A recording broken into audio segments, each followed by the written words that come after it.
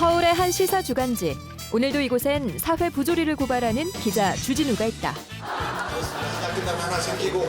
때론 사람들 앞에서 연예인 못지않은 인기를 누리며 사회 문제를 제기하기도 하고, 역사의 정의에 그런가 하면 팟캐스트 진행자로 다양한 변화와 변신을 보여주는 주진우 기자. 도대체 이 기자의 정체는 뭘까? 이 사회가 나아지는 좀 밝아지는데 거기에 쓰려고 합니다. 그래서 저희 모든 시간은 거기에 맞춰서 씁니다. 언론이 그 역할을 잘 못하고 있어서 그래서 제가 조금 더 하려고 노력하고 있어요.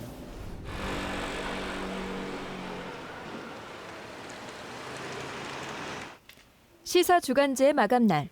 얼핏 고요해 보이지만 사무실 내 팽팽한 기운이 감돌고 있다. 금방이라도 빳빳한 종잇날에 뵐 것만 같은 긴장과 초조. 스타 기자로 이름을 날리는 주진우도 예외는 아니다. 워낙 이제 이렇게 기대하는 사람들이 많다 보니까 이게 사소한 그 기사들은 조금 이렇게 못 쓰는 그런 경우가 있어요. 이 사람이 쓰면 뭔가 있어야 될 것 같은 뭐 그런. 그동안 주진우 기자는 기사를 통해 종교, 재벌, 조직폭력배 등 이른바 성역이라 불리는 우리 사회의 어두운 면의 부정과 부조리를 날카롭게 비판하고 고발해왔다. 불이한 현실에 대한 분노. 저러면 안 되는데 대신 가서 싸워줘야지. 부당하게 당하는 사람한테는 제가 힘이 되진 못하더라도 옆에 서 있어줘야지. 손잡고 있어줘야지. 그런 생각은 했어요. 기사 쓰던 주진우 기자, 어디론가 향한다. 뭔가 볼 일이 있는 모양이다. 저희는 금요일 날 마감하는데 수요일, 목요일까지 취재하고 금요일 날 기사를 쓰죠. 그래서 사람들이 다 정신이 없어요. 이동을 하면서도 전화 연락을 계속 주고받는 주진우 기자. 몸이 10개라도 부족할 지경이다. 차도로 가야 되는 건데 저렇게 가시면 위험하죠. 저렇게 역주행하시고 막 그러면. 근데 옛날에 야구 아줌마들이 리어커를 위험해. 저런. 저 할머니 저러면 안 돼. 어렸을 때 택시 운전기사하고 그렇게 많이 싸웠어요. 짐을 든 시골 할머니들. 옛날에 완산동 시외버스 터미널도 있고 금완동 시외버스 터미널 있지 않습니까? 그래서 짐을 들고 기다리고 있으면 택시 안 태워줘요. 그래서 제가 항상 태워드리려고 하는데 정말 안 태워져가지고 그건 승차거부지 않습니까? 그래서 제가 문을 열고 이렇게 태워드리고 그러면 택시 운전사가 뭐라고 했어요. 그럼 꼭 싸웠어요, 제가.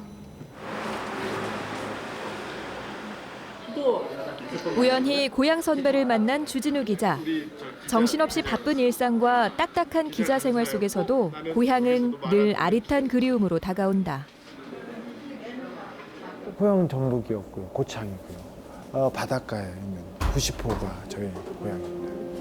갯벌, 평화로움, 풍요로움. 그 갯벌이 저한테 주는 게 많았어요. 근데 집에 갈 때마다 무너지는 갯벌과 무너지는 바닷가, 그 양식장들.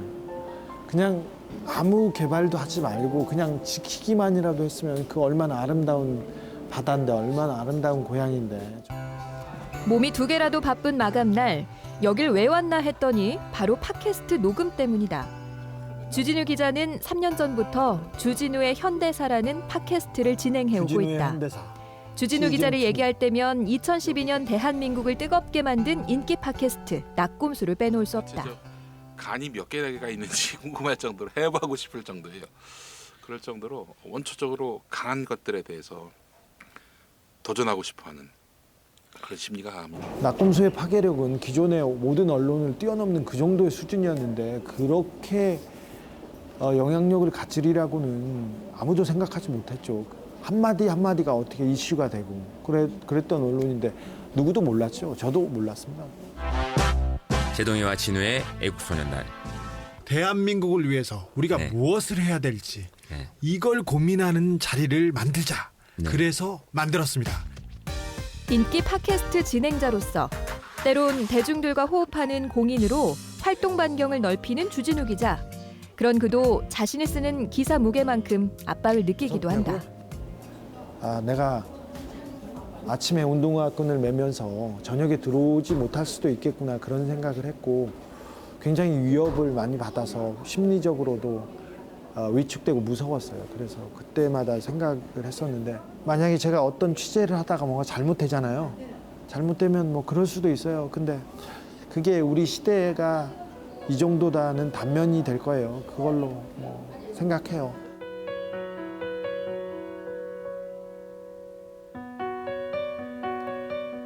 기자로서의 하루 일과는 끝났지만 또 다른 만남과 약속이 주진우 기자를 기다리고 있다.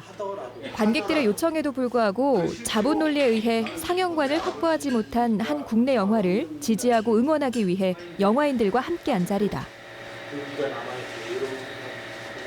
노력하지 않고 공부하지 않고 또 찾아다니지 않고 쉽게 기사를 쓰는 기자분들도 많은데 주진우 기자께서는 늘 행동하고 눈으로 확인하고 그러면서 그 기사를 쓰기 때문에 내가 하고 싶은 얘기를 정말 힘 있는 사람들한테 풍자 또 진실을 통해서 알려주시는 말씀해주시는 분이 주 기자님이시고 사실은 영화는 영화인들한테 맡겨주고 그냥 창의력을 발휘할 수 있도록 그냥 맡겨주면 그런 말은 안 하더라도 지금은 재벌이 권력이 사전 검열하도록 만들고 있지 않습니까?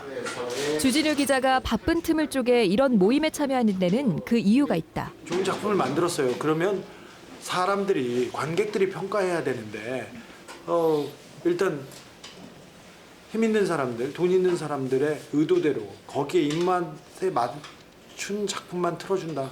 그러면 결국은 우리가 진정으로 할 수 있을 때, 하고 싶을 때 그 일을 할 수 없거든요. 이 영화도 마찬가지입니다.